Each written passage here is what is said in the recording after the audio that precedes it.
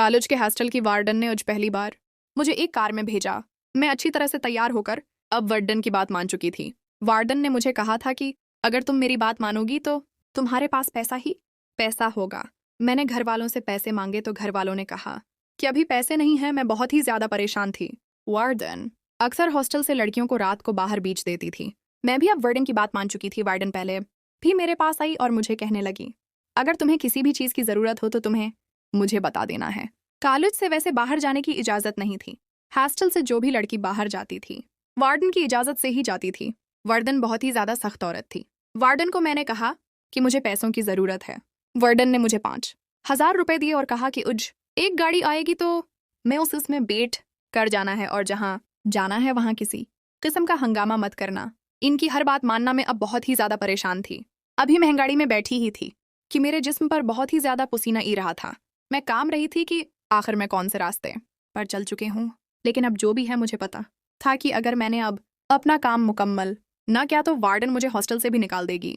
मेरे पास तो रहने के लिए और कोई और जगह भी नहीं। मैं बहुत ही ज्यादा खूबसूरत थी। मैं जब से यहाँ आई थी अक्सर वार्डन मेरे पास होती थी। वार्डन ने मेरी अच्छी सी तस्वीरें बनाई, शायद किसी क्लाइंट को दिखाए तो उन्हें मैं पसंद चुकी थी।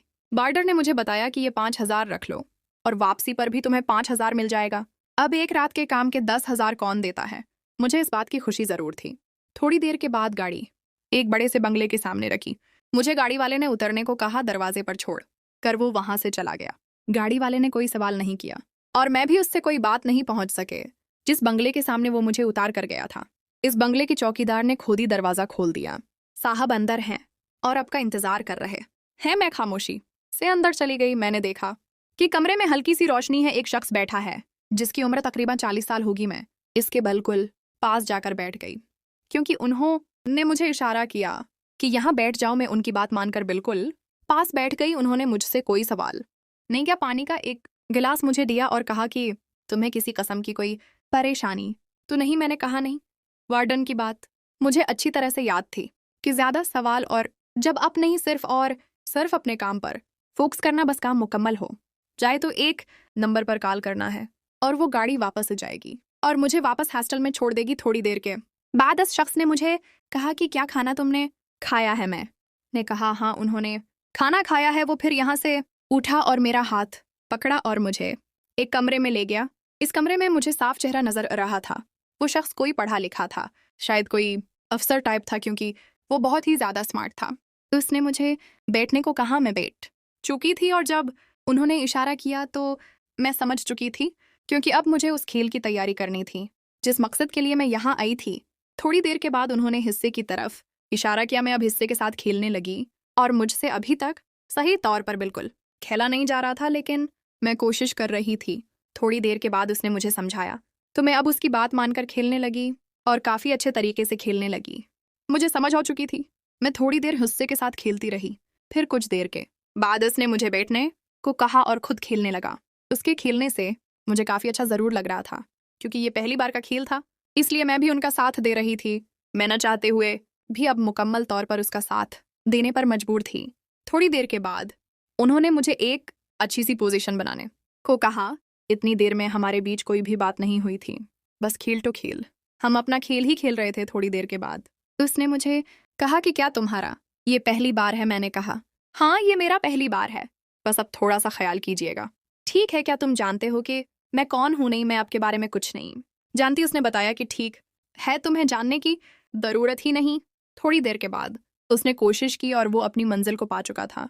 मुझे बहुत ही ज़्यादा अजीब ज़रूर लगा क्योंकि मुझे काफ़ी हद तक परेशानी हो रही थी। उसने मेरे सिर पर हाथ रखा और मुझे कहा कि अब ऐसा कुछ नहीं होगा। थोड़ी देर वो खेलता रहा और काफ़ी अच्छे तरीके से खेलता रहा। कुछ देर खेलने के बाद उसने मुझे कहा कि तुम्हें अच्छा लग रहा है।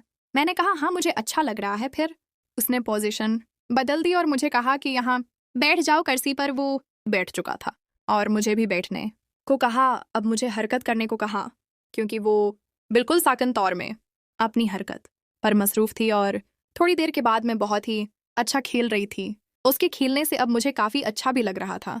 मैं जैसे जैसे खेल रही थी वो भी बहुत ही ज़्यादा मेरे खेल को पसंद कर रहा था। मैं अपने खेल को मुकम्मल करने में कामयाब हो चुके थे। थोड़ी देर के बाद वो भी अपना खेल मुकम्मल कर चुका था। मुझे कहा कि तुम वो वहाँ जाकर तैयार हो जाओ। थोड़ी देर के बाद मैं तैयार हो गई। काफी वक्त हो चुका था। जिस नंबर पर मुझे कॉल करने को कहा गया था, मैंने उस नंबर पर कॉल की और फिर एक दरवाजा पर गाड़ी आई और मैं वापस चली गई।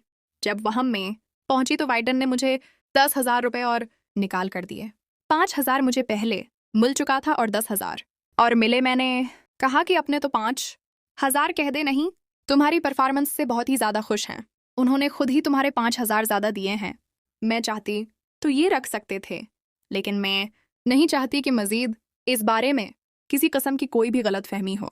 तुम बहुत ही अच्छी हो, तुमने मेरी बात मानी, इसलिए तुम्हें ऐसे ही मैं हर वक्त तुम्हारी असल कीमत तुम्हें मिल जाएगी।